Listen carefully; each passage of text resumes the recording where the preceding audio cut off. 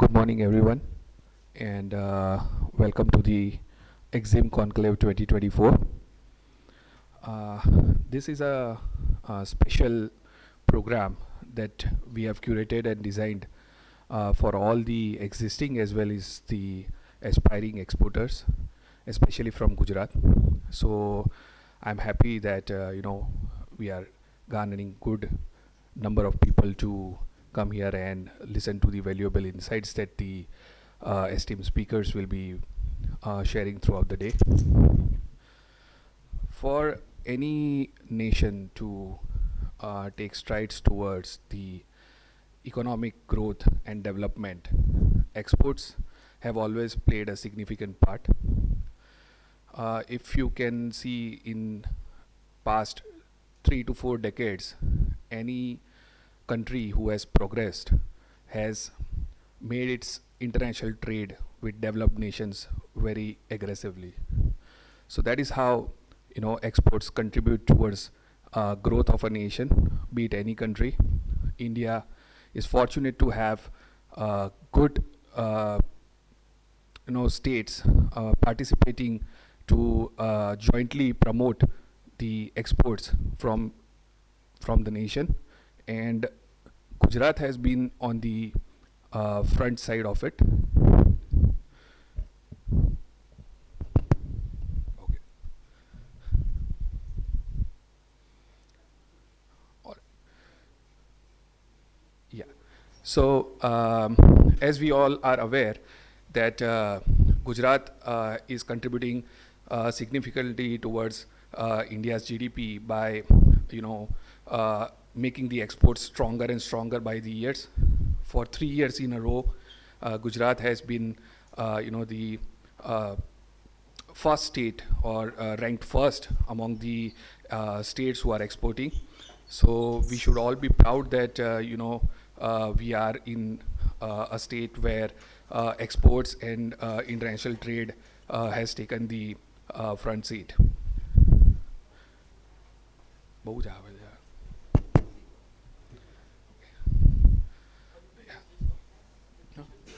No, I think this is it.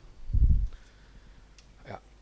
So Ahmedabad Management Association, under the aegis of GOG AMS Center for International Trade, has been contributing a small bit towards developing exporters and dissemination of knowledge and information through various programs and events like workshops, seminars, and conferences.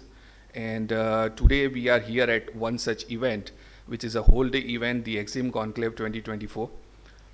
Today we will have the inaugural address by the chief guest and also the keynote address, followed by various sessions on finance for exporters, importance of logistics, also selected countries and markets to be tapped in case you are new to the export domain. So this is going to be a good roller coaster of information sharing and knowledge dissemination. So with this, I would end my welcome address, and thank you once again that all of you are present here for the Export Conclave 2024. I would now request CA Dr. Sawan Godiawala, President AMA, our chief guest for the day, to deliver the inaugural address as well as the keynote speech. Thank you. Thank you, Dishang bhai.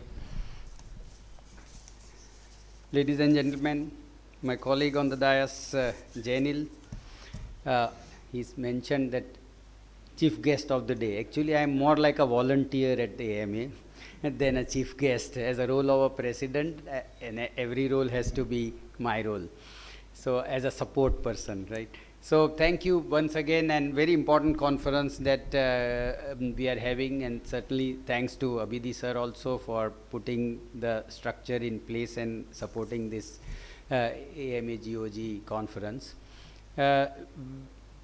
Dishang mentioned some very important points that government of Gujarat is doing several reforms, and based on which, and we are fortunate also from the point of view of the prosperity and the business that is happening in the country, supported by infrastructure supported by a 1600-kilometer coastal line, supported by so many airports, and so many connectivity by road and rail that we have, and which is helping the Gujarat as a state to prosper faster and faster. Yesterday I was in a conference and I also had the ministers where they rolled out the semiconductor policies as the first ever policy. We know how Sanand got developed, where a large automobile company came in so many years back. So certainly the proactive stand of the government of Gujarat is helping all of us, the whole state, to prosper, and taking state as an important part of the growth of the GDP of the country also as contributor. Certainly SMEs very important. SMEs have been backbone of the development of the GDP. Almost 50% of the export in this country is happening from SMEs. Compared to the advanced countries where about 30-40% of GDP is contributed by SMEs, in India about 70% plus of GDP is contributed by, which is significant. And the rate that at the country the way it is growing, certainly SMEs are contributing so much at 66.57% and 8% in the past as the growth rate that India has showcased. Indian exports, SMEs, one big important thing that we have to bring in is skilling. India, in terms of skilled manpower, if we compare it with the global, then India is formally trained 2.3% skilled labor force versus a 50% in the US or 60% in UK, 75% in Germany, or a 90% in Japan, or a 96% in South Korea. So we can imagine what is the gap of skilling, and if we have to grow and we have to be more competitive, not only from the price point of view but also quality point of view, then at a global map, that skilling is important. And skilling, of course, the ITIs of the world and the skilling programs that government is running, yes, but there would be a very focused training, skilling program that we would have to do within the organizations also. So I have a reason to believe that, of course, this country has grown with lot of reforms, but that country has also grown with lot of private sector commitment and private sector contributing to the growth that we are seeing. And if this skill happens, there are two things that will happen. One is the skilled manpower will find the right place also, because once they get skilled, naturally the demand. I was told by one industrialist before about 4 or 5 months when we were talking in a conference room, that there are no good welders in the whole country. Now welding is not maybe as big, but then good welders to do critical welding, the guys are flown in from Germany. Can we imagine? Now, so this is the gap that we are still facing for so many years, that we have so much of industrial development which has happened. And certainly for all practical purpose, it would be private sector would have to be also coming in. Lot of people say, how can an SME afford to do a training program? But how I would say that it would be in sync with the SME, its scale, its size, and its need for the hour from the point of view of the global markets. But it is, how can it not afford to remain competitive, to remain in the space also, that they do not skill as much as possible, if not at par with the multinationals. Certainly the state is contributing 8.36% of the GDP to the nation. 36% of merchandise is exported through the state, which is a big thing, and within which so many sectors where SMEs are so strong. And we see large pharma companies, large chemical companies, but there's huge amount, large automobile companies in this, but huge amount of ancillaries or supporting companies that are doing a fabulous job in the state, which is a huge potential for the export directly for this also. Technical textiles, to name, is coming up significantly. And we have seen some companies who are focused totally, of course, along with the large Arvinds of the world, but then who are focused on technical. Now this can, solve many problems of the world also. But Gujarat is taking lead in that technical textiles. I have this last 1 week that after the budget, annual budget, the gold, when the import duty has gone down from 15% to 6%. there is a whole industry which is going to develop as an export company for jewelry. Till now gold was never a viable option because it was an expensive thing with lot of duties, but and thus it was in India the gold was expensive, but last 7 days I read in the newspapers there are no smuggled gold also that are being caught at set. Means now there is a possibility that industry will more become formal, and that industry would be overboard, and thus it can convert into and that could be a huge potential. And this state as jewelry, gems and jewelry, diamonds, already huge amount of diamonds are already imported and exported after doing the finishing and the processing, but then this jewelry is also going to be a big one industry which is developing. And I have met multiple industrialists in aerospace and defense. You go to, sir was at Order yesterday. Order, there are some companies which are purely focused on, and this is just one of the clusters of industries and SMEs that we have, and who are focused on aerospace defense, which is a growing, and India focused on 30% to be sourced as a defense from the domestic companies. Huge opportunity which certainly and this are exporters also, because there is no chance of a chance to be taken when it comes to quality so far as the aerospace and defense is concerned. Of course, Gujarat, the resilience part of Gujarat, 100% recovery post-COVID, and that very fast. 2023 we were at post-COVID, pre-COVID levels.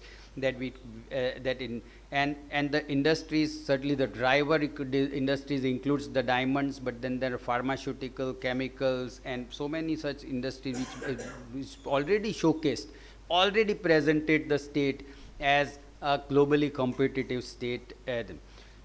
One very significant reform which has helped the whole country and Gujarat as much is this Gati Shakti, Pradhan Mantri Gati Shakti National Master Plan, and with backed up, or I would say simultaneously with the GST reforms.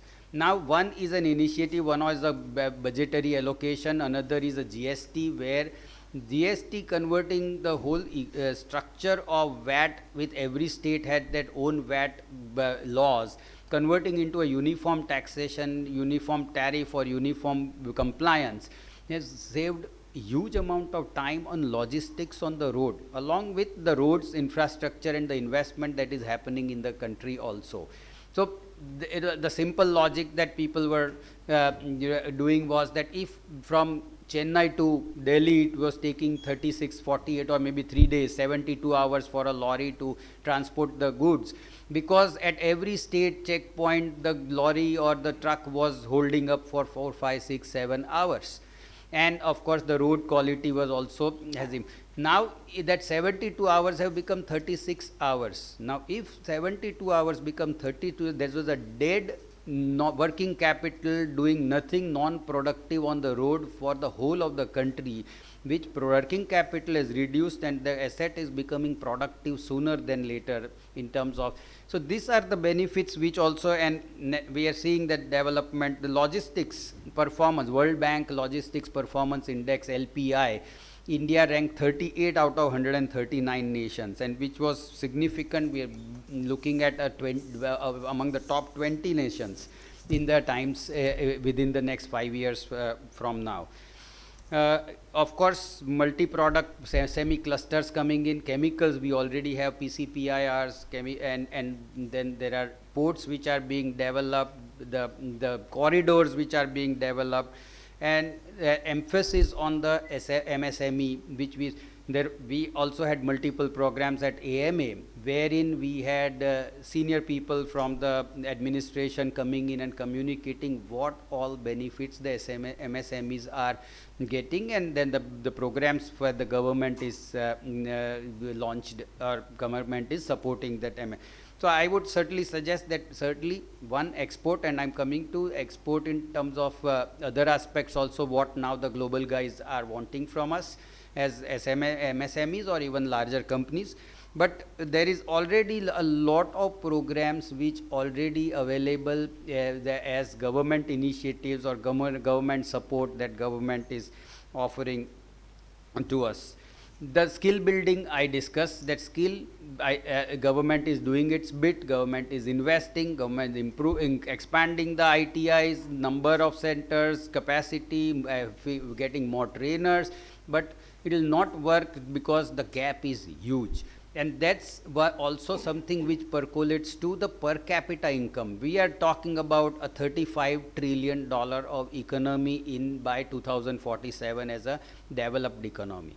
But if we look at India's per capita versus any other country which are, even if I would not call it advanced, but the other emerging markets, we are much, much behind. We would not be in the top 40, 30, 40, 50. We are at $2,500 per capita income versus us $60,000 and $70,000 at the advanced countries. Where are we? Now the point is, day before yesterday's report, that World Bank development report, which says the middle income trap, the report says. And the middle income trap mentions that India will take 75 years to become a quarter of the per capita income of US.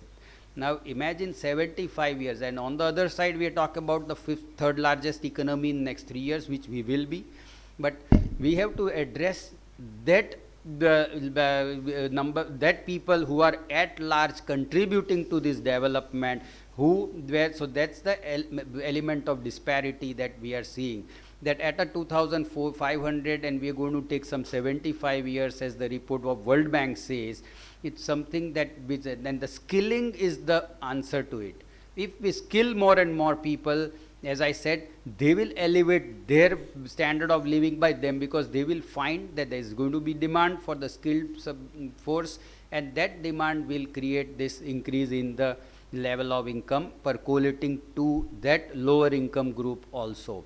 So that's something which is very important. Another point that I would try to like to make is that every company, large or small or very small, are going to be affected if they are not conscious about the ESG, and especially the environment, but still the social and governance as much also. The environment, because your customer, whosoever it is, wherever it is, even a domestic or a global customer, is going to ask you, what are you doing that I can write in my report that my vendors are contributing to the environment in reducing the carbon footprints in the fashion that they are doing. 1, 2, 3, a documented, tangible report. People are going to ask you and everybody sooner than later. Of course, the larger companies now have to report. There's a BRSR reporting in India, GRIs in the global world.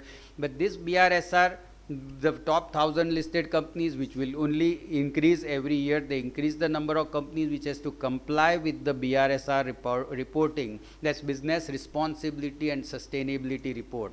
So in which everything that they are doing, comparing with the previous year, they are supposed to be giving that, yes, we are contributing and reducing the carbon footprint 1, 2, 3, 4, 5, and this is a huge long report with some 100 plus of items.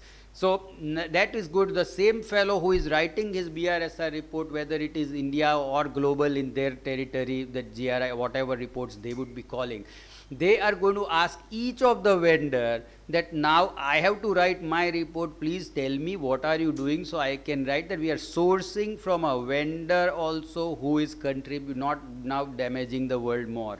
So this is going to be very, very important in times to come.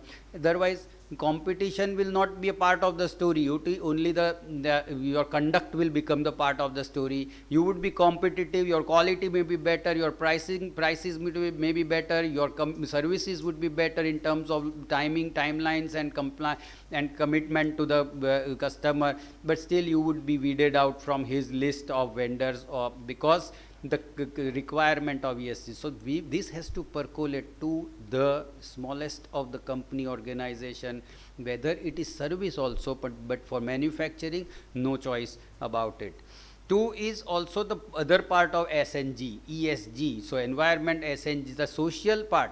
The compliance now, that reporting which happens naturally at the larger level for as a compulsion, but that if we take for granted our people also, if for our any case our labor force is working 12 hours in a shift, there is going to be a problem, because if there is such a remark coming in, there's going to be a issue with the guys that yes, we are not in sync with what the social aspect of the CSR. I am not even touching. CSR is a compulsion under the company law, whosoever, but this social from the point of view of business. So now environment, social, and naturally the governance will have to happen, the structure would happen. That does not mean you cost it. Is governance, people feel, is a policy. According to me, governance has nothing to do with policy. Governance is a philosophy. Governance cannot be just because that's clause 49 of the listing agreement says that you have to comply with 1, 2, 3, 4, 5, 6 and you do it. There can be any eyewash I can do. I can bring in somebody who is not structured or who doesn't fall into a definition of a relative or a executive, and then put it on my board and call him an independent director.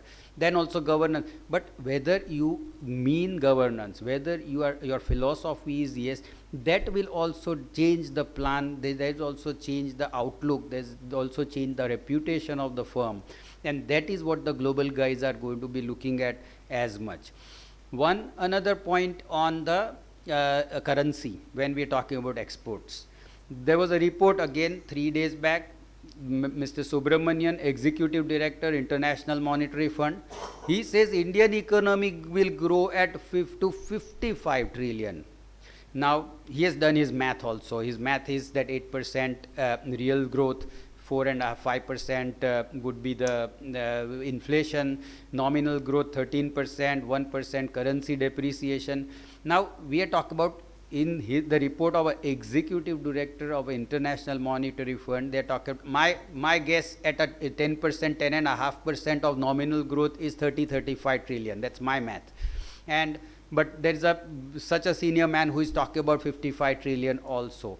The point that to understand in his math is he's talking about a currency depreciation of 1%.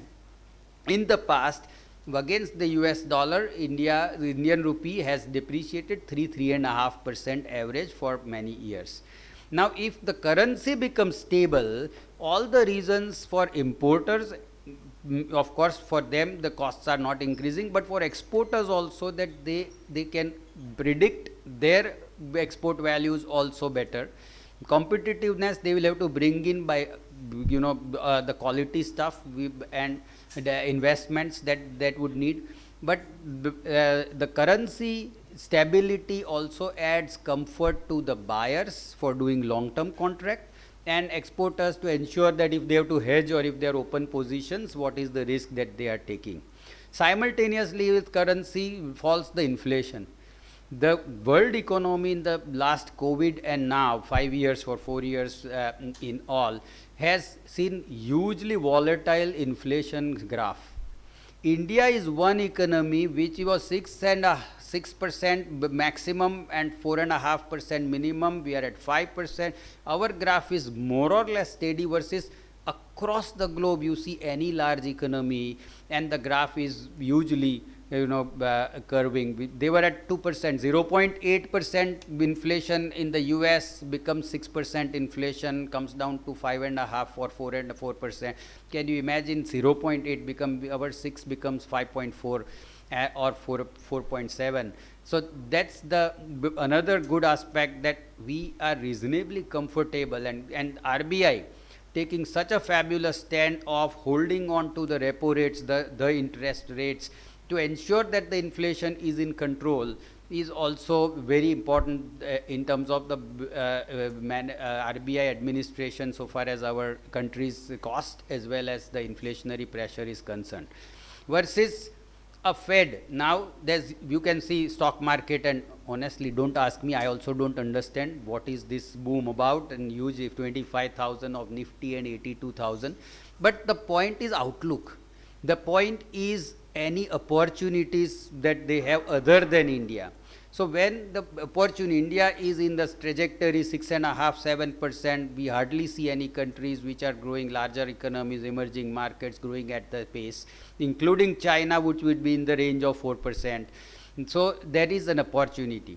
Two is India plus one, exporter. Now I can see so many people that I meet across the globe and the industries who are wanting to invest in India, that they want an Indian supplier, because they want to have a China plus one. Now they will not depend on one country that they would be sourcing. So all the reason exporters, that our current account deficit is in control, because fortunately for some time crude oil is also behaving in terms of but we have lot of initiatives which are happening on the alternatives also, which hopefully should come.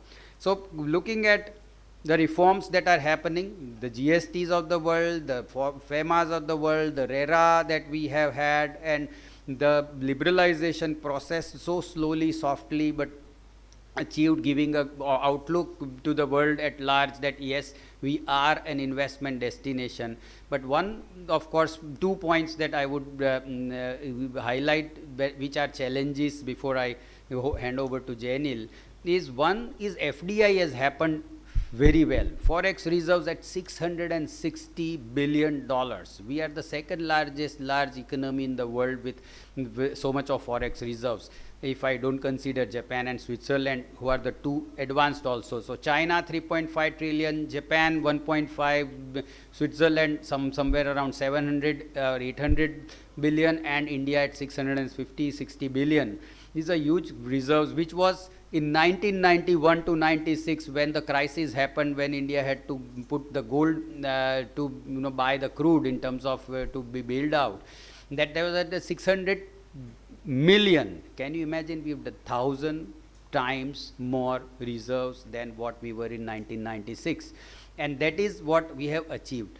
But in light of that, the foreign direct investments have happened over last 20–25 years, very well structured, lot of investment in the hard economy, in the manufacturing sector, etc.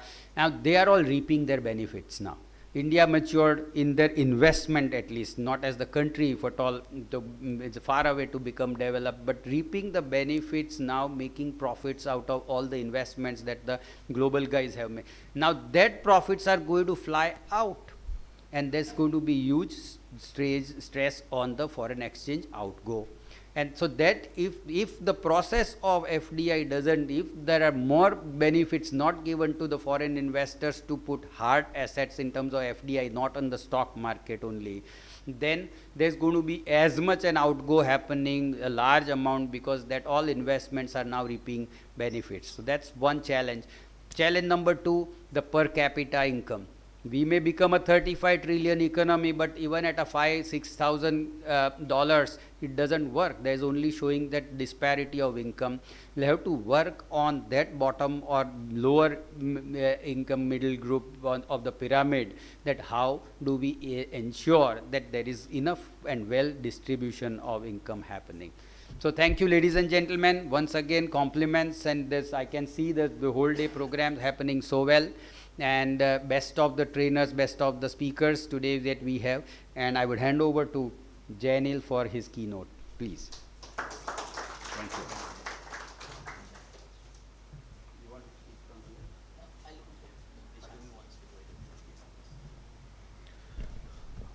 Thank you, Sawan sir.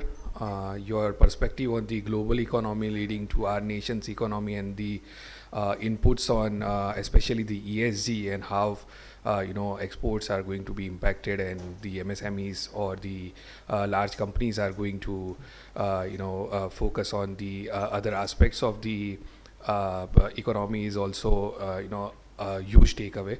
Now I would like to invite Mr. Jainil Shah. So he is the chairman of AMS program committee. He is also an entrepreneur and an importer and an exporter as well. Before I call Mr. Jainil here, I would like to see that many of the friends have joined in a bit late. So after Jainil sir's session, we'll have a short tea break of around 15 minutes. The tea, coffee will be served right on the first floor itself. So, as AMA protocol and trend, we tend to start things on time and then take on the other sessions also. So I would request once the tea break is over, kindly, come back to the session hall and, we'll get ahead with the other speaker also. Right. Mr. Jenny, please.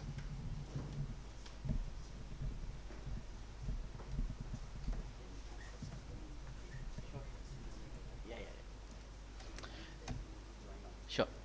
Uh, Good morning, all of you. In fact, thank you, Deshang Bhai. That was just a small warning that if I bore you enough, you have tea waiting right after me. But yeah, but of course, a small disclosure: I'm a net importer. Of course, I mean, the dream, of course, is to become a net exporter. But before I say, I think it's all about the mindset. At Gujarat Chamber, we have a very dear friend in Mr. Bharat Chajad, who was president of the TexProSil, the Textile Promotion Council. And for years, he has been saying that when our Prime Minister was fighting his national campaign, he said, Har Har Modi, Ghar Ghar Modi. That was the campaign he gave.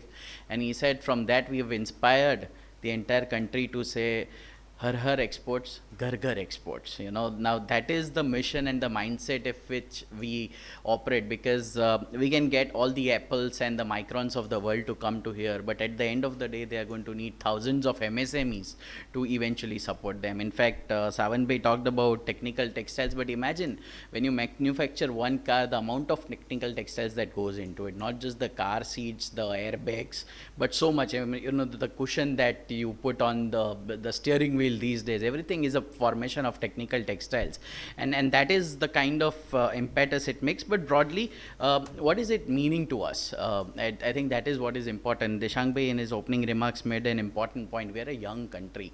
Let's understand, we have to feed 140 crore people.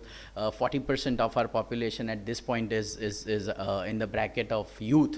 But at some point, this country is going to go old as well, and at one point will also be the world's oldest country. And at that point, if we have to take care of ourselves, we need the resources which will be generated in this period of demographic dividend for us to hold good. So one, I think that is very important for employment generation, for the whole idea of making sure that our current accounts are well managed. But what has happened in the last year is something interesting. About $776 billion of total exports. I think that was commendable.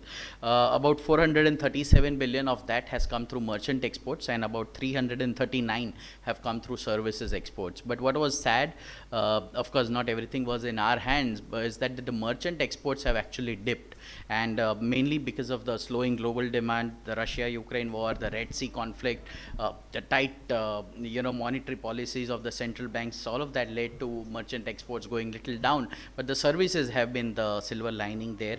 I mean, with 339 billion of the total contribution, and of that, I think IT has been our champion. But interestingly, while our merchant exports have gone down, the good thing, Savanbhai, is that the trade deficit, from $126 billion came down to $78 billion. So about, a gap of good 29% in the trade deficit, partly because of the fabulous policy of import substitution. In fact, we have our treasurer at AMA in Prashant Bhai, whose entire company operates on the idea of import substitution. How can we develop products that we need not have to import, and eventually can also become a material for exporting across. So broadly, this is what it looks like. But again, there's a lot to be done at the entrepreneurial level. Here's a small idea of what automobile industry looks like. So at some point, I think India was exporting about 19% of the global exports, which unfortunately has come down to 13%. Partly it's because some of the US car makers have exited the market, but that's not the point. European Union exports about 46%, and US exports about 20% of the global automobile. But what is interesting for India is to see that at Japan, for example, for every 2 cars which are manufactured, 1 is exported. South Korea, for example, for every 3 cars that they manufacture, 2 are exported. In Thailand, 61% of the entire manufacturing is exported. But in India, only 13% of our total manufacturing is exported. Of course, the Indian government has been very ambitious, saying that $776 billion that we have struck needs to cross $2 trillion in 2030, and a lot of that have to come from car automobile suppliers. The automobile suppliers have been given the entire target that 50% of their manufacturing that they do must result into the exports. So that is one. But again, talking about IT sector, something that is close to them in merchant exports is electronics. I think electronics has also been a fabulous growth. We have seen FY24, $20 billion, and $100 billion is what is the vision of the government. Out of $300 billion coming in the 5 trillion economy as the target, of that $300 billion, which is going to be, produce generated, 100 billion has to go towards exports. And for that, I think we see the whole entire ecosystem coming up, the entire emphasis on getting semiconductors, the chip manufacturers coming to here, I think is also part of that. But there have been some concerns, of course, at the end of the day, why we have not been able to do. Again, India's share in the global exports is still 2%. If we have to become the factory of the world, or if at all the dream of China plus one has to come true, I think that entire share of India in the global market must necessarily increase. And some of the things which of course continue to be the bottlenecks is the lack of plug and play model. For example, I come from cashew industry. One point of time, India used to be about 55% export, control the 55% of the world cashew market. At this point, I believe India is exporting less than 15% of the world cashew, and a major share of that has been taken away by Vietnam. So the problem is, I think textiles again has been facing some challenges from Bangladesh. The important aspect is the plug and play model. I think government has been working incessantly, but we need little more push from the government there on making sure that the access to entrepreneurs in terms of land, in terms of finance, the trade finance especially, because working capital continues to be a challenge. So trade finance, technology, power, connectivity, infrastructure, all of that is available. So that is one very important aspect, that the plug and play model which is available in to companies in Vietnam must also come. I think the government, again, as I said, is working on it, and we should be able to get there for sure. The other aspect, I think Sawan Bhai made it a very important point. Sir, you said that we don't have welders. We have to import, welders from Germany. Let me tell you, we don't have good welders. We don't have bad welders also. In fact, that's the whole problem. In Sanand, if you ask me, there's something which has to be done in fabrication and we need a welder. The entire machinery will have to stop for at least 8 hours before we can get one mechanic to come to our factory and, fix a machine. So the whole idea is that ITIs will have to be empowered at a scale beyond our imagination, for factories to make sure that we run without any compromises. Because at a time when we are talking about zero breakdowns in factories, China, for example, we've been told that there are war rooms in each factory where every single minute is monitored, and they've been able to, in 2014 and 2024, in last 10 years, they've been able to bring down the average breakdown time in the textile industry of China from about, say, 30 minutes to less than 3 minutes, and that's because the war room strategy. But for that to also happen, at the end of the day, you need people on the floor to identify what's going to go wrong, and then to make sure that it is you're ready. So I think skilling is something which is massively important. But as the world is, I continue to remain notoriously optimist. I think exports, to be very honest, is about the global ambition.